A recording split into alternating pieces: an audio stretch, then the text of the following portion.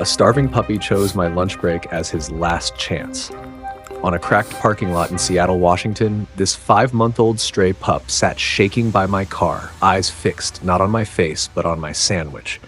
I'd stepped outside to escape the office for a few minutes. Instead, I found this skinny little dog, ribs showing, tail pinned under him. He didn't bark or whine. He just stared at that sandwich like it was the last thing keeping him alive. His ears were folded back, his body low to the ground, ready to bolt if I moved too fast. I watched his throat work as he swallowed, this starving puppy trying to decide if I was danger or hope. Before I could talk myself out of it, I tore off a piece, knelt, and set it on the concrete a few steps away. He froze, then crept forward in tiny, careful steps, nose close to the ground, eyes never leaving me. That scared little dog didn't touch a crumb until I straightened up and stepped back. Then he lunged. No chewing, just swallowing, glancing over his shoulder like someone might still take it away. The rest of the day I sat at my desk and saw only that hungry puppy shaking on the concrete. That night I still saw his eyes locked on my lunch. Before I fell asleep, I made myself a quiet promise. Tomorrow I'm bringing lunch for the pup. He was waiting for me, same spot, same stare. When I stepped out for lunch the next day, that skinny puppy was already there at the edge of the lot. His tail twitched once when he saw the bag in my hand, then sank back down like he was afraid to be too happy. This time I'd brought a second box just for him, and a cheap plastic plate. I'm no rescuer, no volunteer, just an office guy who couldn't watch a puppy eat trash and pretend it was nothing. I set the plate down a few feet away, poured out slow, trying not to spook him. The little canine made a half circle, staying out of arm's reach, sniffing at the air first, then at the food, eyes flicking up to check where I was. He wouldn't take a bite until I stepped back. Then the young dog dove in. Fast, desperate mouthfuls, barely chewing, stopping between bites to scan the parking lot like someone might steal it. When the plate was empty, he licked every inch of plastic before finally looking up at me, just for a second. I took one small step toward him and he flinched, hopping back leg landing a little wrong. That was the first time I noticed the limp. For half a heartbeat, the word vet flashed across my mind, and just as quickly, I pushed it away. That third day, it rained. I almost hoped he wouldn't be there. Seattle was gray, the lot a shallow river. I stood by the door with my lunch bag, telling myself maybe the little dog had found some dry corner. He hadn't. That wet puppy was in the same spot by my car, fur soaked, shaking so hard his whole body moved. When he saw me, his head came up, tail giving one weak tap. I walked over slow. Up close I could see him shiver, tremors rolling through that small pup. He sneezed, shook his head, then sat right back down and stared at the food in my hand. I set the container down and stepped back. He crawled forward, nose low, paws sliding on the concrete, and started eating like the rain didn't exist. Be honest with me. If this hungry puppy was waiting in your parking lot every day, would you keep walking or would you stop? I went to my car, grabbed an old towel, and came back. When I laid it over him, he flinched, then settled under it. I stood there thinking about my warm office and this little dog sleeping under a metal container. When I turned to go, I heard his paws behind me. He followed me to the faded line where the parking lot meets the building, then stopped, too scared to cross. I paused with my hand on the door, that small pup behind me, and then I went inside. On day 4, the puppy wagged his tail. That was the problem. By then, lunch break meant one thing in my head: check on the stray dog. As I pulled into the lot, I saw him trot out from behind the dumpster, ears up, tail drawing these wide, hopeful circles in the air.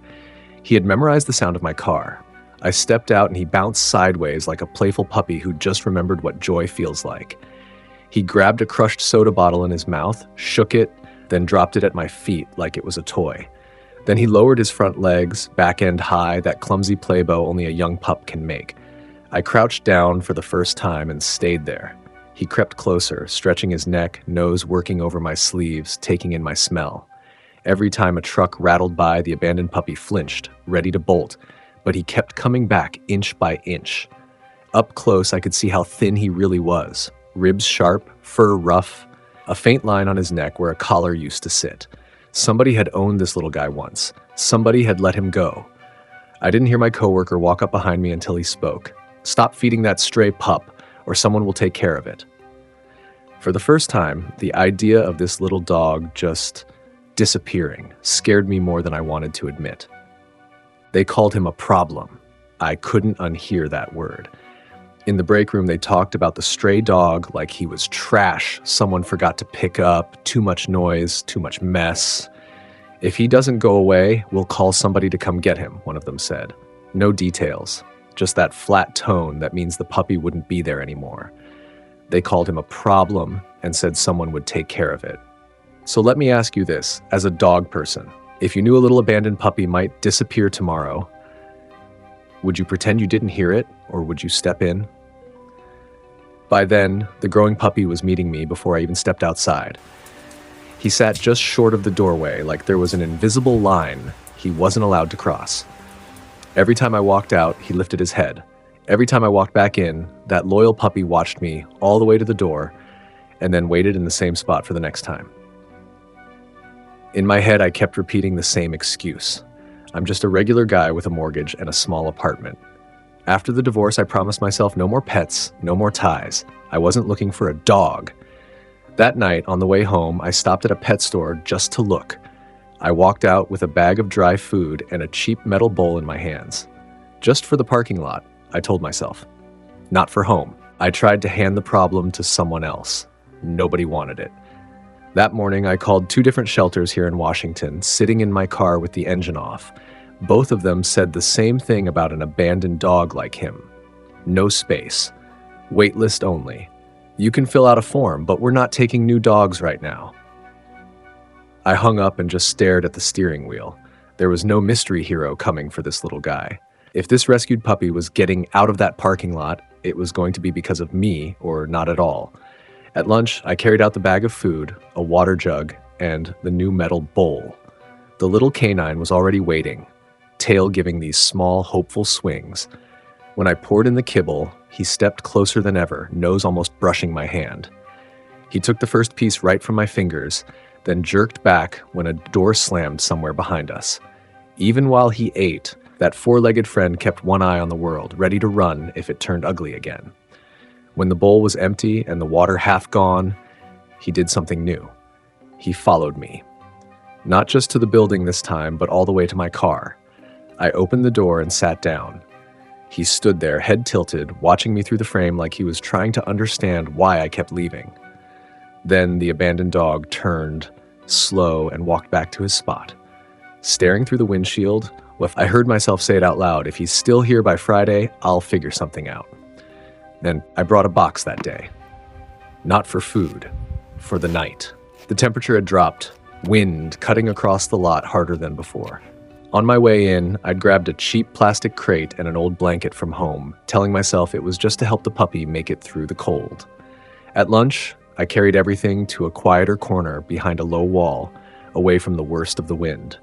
The furry pup watched me set the box down, spread the blanket inside, and fill the metal bowl with water. His head tilted like he was trying to solve a puzzle. He didn't rush in. He circled the crate, sniffing every edge, peeking inside, backing out again. After a few slow loops, he finally eased one paw onto the blanket, then another, then curled up right on the lip like a little guard. I held out food and said, "Sit," without thinking.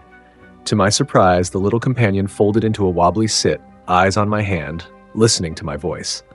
It hit me then how much I already expected this puppy to be alive tomorrow and the day after that. I was checking on him morning and evening like he belonged to me.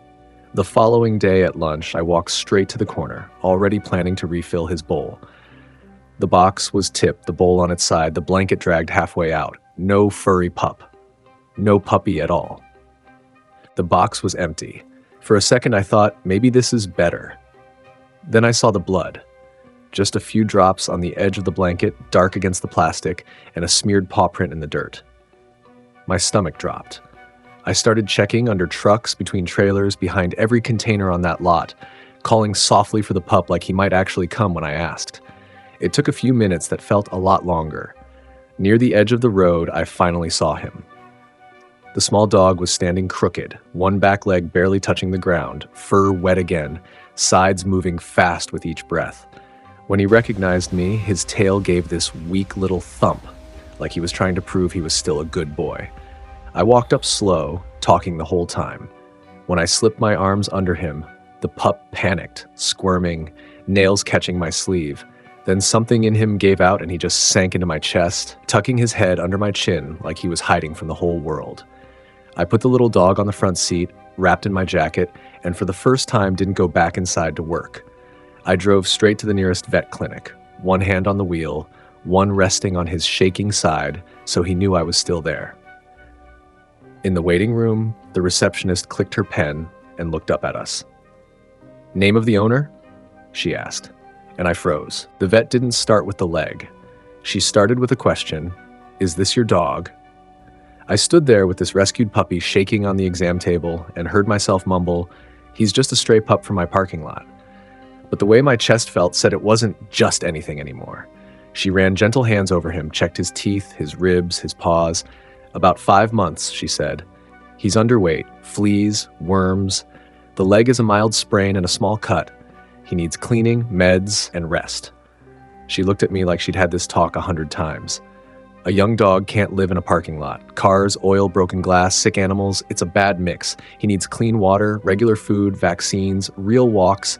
Routine is what keeps a brave pup like this healthy. She pointed out how he flinched at every sound, how his eyes watched every move. "That shaking isn't just cold," she said quietly. "That's stress. Fear. When he finally relaxes around you, that's trust. A crate can help if you use it as a safe place, not a jail. Somewhere he can choose to feel secure."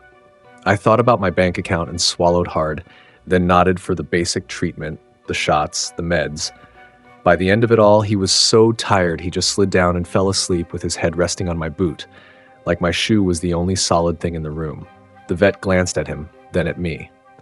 "So, where is this brave pup going after today?" And suddenly back to the parking lot sounded a lot like betrayal. I heard myself say it before I even believed it. "He's coming home with me." The words were out in the open, hanging there between me, the vet, and this sleepy, rescued little dog leaning against my leg. She nodded, slid a form across the counter, and just like that, I was writing my name down as his owner. My hand shook more than I wanted to admit. On the way home, we stopped at a pet store. I carried the small pup inside, tucked in my arms, while I grabbed the basics I'd always told myself I'd never buy again.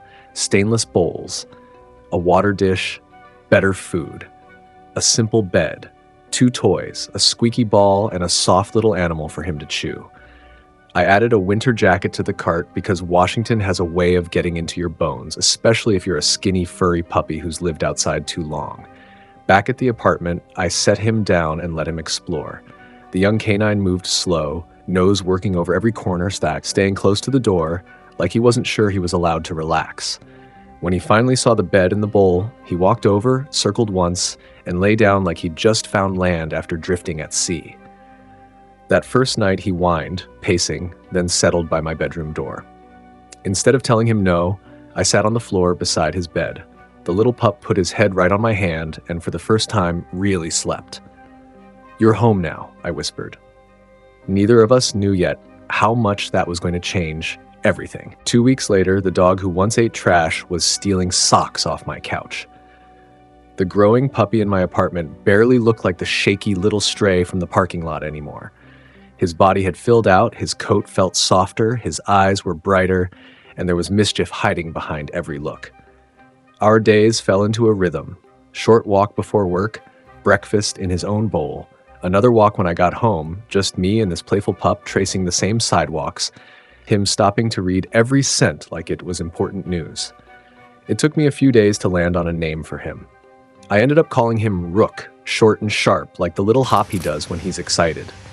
When I say Rook, his whole body joins in, tail wagging so hard his shoulders sway, a full body wobble that's impossible to watch without smiling. He started dropping toys onto my knees, then staring up at me like, "Your turn." On walks, he'd trot ahead a few steps, then glance back to make sure I was still there, this quiet, loyal dog rewriting the way my evenings felt. One Saturday, I put Rook on a leash and drove back to that old parking lot. He sniffed the corner where his box had been, lingered, then gently pulled me back toward the car. That night, Watching him sleep at the foot of my couch, I couldn't stop thinking about all the other abandoned puppies who never get that chance. He was just a stray pup on my lunch break. But this little dog rewired my whole life. What started as me sharing a sandwich with a skinny stray pup in a cracked parking lot turned into vet visits, pet store runs, early walks, and late night worries. I'm not a volunteer, not a hero, just a regular man who couldn't keep pretending that hungry little rescued puppy wasn't my problem. Here's what I've learned.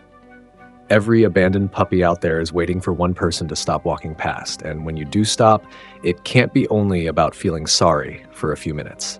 Caring for a rescued puppy is more than love. It's responsibility. It's pet care. They don't need our pity. They need clean water, steady meals, safe walks, and someone who will still show up on the hard days. This little guy's journey from abandonment to rehabilitation shows how important nonprofit rescue groups really are. There are so many dogs like him that never even make it to a parking lot where someone notices. If stories like his reach more people, more dogs get that one chance.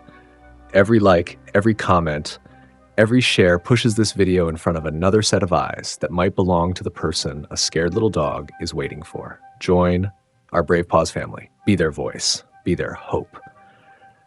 Thank you so much for watching. If you like this video, why not watch another one? YouTube thinks this video is perfect for watching. See you.